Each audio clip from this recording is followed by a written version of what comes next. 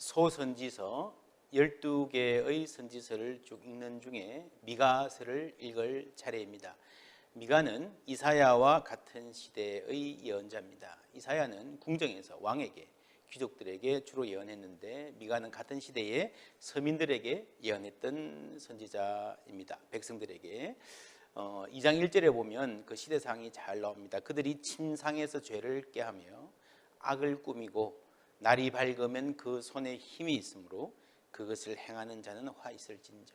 마음에 악한 생각이 있는데 밤에 그런 생각을 하다가 아침에 일어나서 능력이 있으니까, 그걸 행할 권력이 있으니까, 힘이 있으니까 그것을 행하는 사람은 화가 있다. 참 큰 도전을 주는 말씀이죠. 우리가 악한 생각이 많은데요, 차라리 힘이 없어서, 능력이 없어서 차마 하지 못하면 그나마 나은데 실행할 힘이 있는, 그래서 인간은 나에게 주어진 힘을 재력이든 권력이든 학식이든 죄 짓는 데 많이 쓰는 존재다 하는 것을 알 수 있습니다. 2절에 보면 밭들을 탐하여 빼앗고 집들을 탐하여 차지하니 그들이 남자와 그의 집과 사람과 그의 산업을 강탈하도다. 경제적 불평등을 말하는 거죠. 이런 여러 가지 죄악들 가운데서 우리가 어떻게 해야 될까?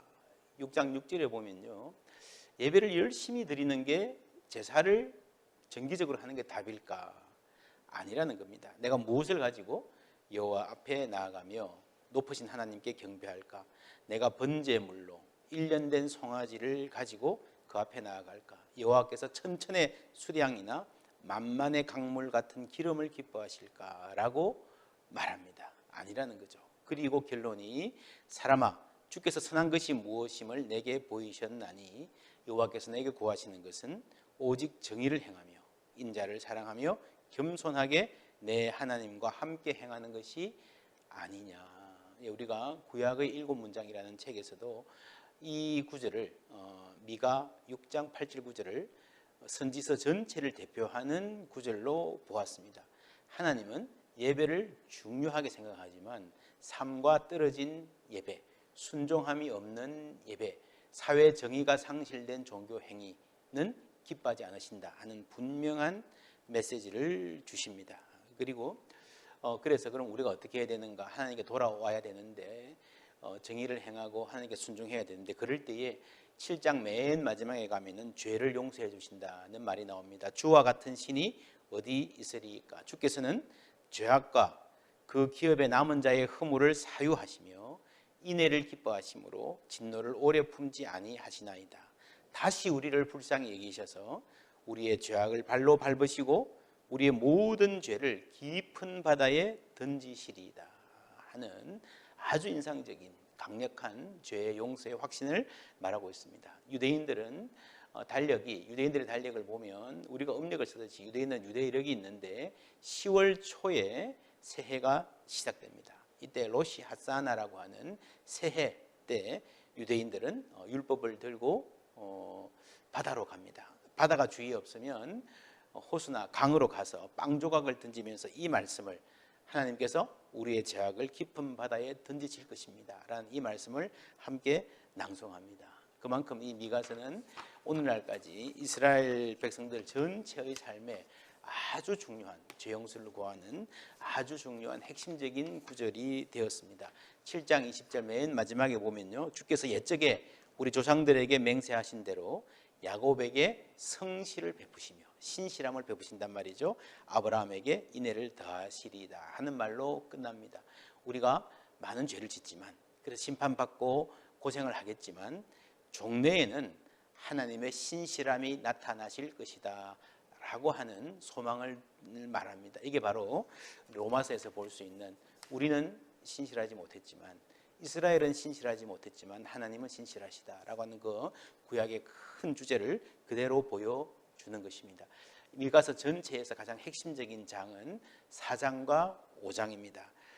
메시아가 오셔서 통치하실 메시아의 시대를 아름답게 노래하고 있습니다. 4장 3절에 보면은 그가 많은 민족들 사이의 일을 심판하시며 먼 곳 강한 이방 사람을 판결하시리니, 무리가 그 칼을 쳐서 보습을 만들고 창을 쳐서 낫을 만들 것이며 이 나라와 저 나라가 다시는 칼을 들고 서로 치지 아니하며 다시는 전쟁을 연습하지 아니할 것이라고 예언하십니다. 하나님의 말씀은, 하나님이 이스라엘에게 주신 약속은 너희들이 강한 나라가 되어서 다른 나라를 무찌르고 정복하고 다스릴 것이다 하는 것이 아니라 온 세상에 평화가 올 것이다. 메시아가 오시면 그 말씀을 하는 겁니다. 그리고 평화의 좀 더 구체적인 내용, 4절에 각 사람이 자기 포도나무 아래와 자기 무화과 나무 아래에 앉을 것이다. 자신의 재산을 남에게 빼앗기지 아니하고 하나님 안에서 평등하게 자신의 분복을 누리고 조화롭게 살아가는 그런 삶을 약속한 것입니다. 그리고 5장에 보면 2절에 이런 말씀이 나옵니다. 베들레헴 에브라다야, 너는 유다 족속 중에 작을지라도 이스라엘을 다스릴 자가 내게서 내게로 나올 것이라. 그의 근본은 상고에 영원에 있느니라. 그의 근본이 영원에 있는 이스라엘을 다스릴 자 누구겠습니까? 예수님을 말씀하시는 거죠.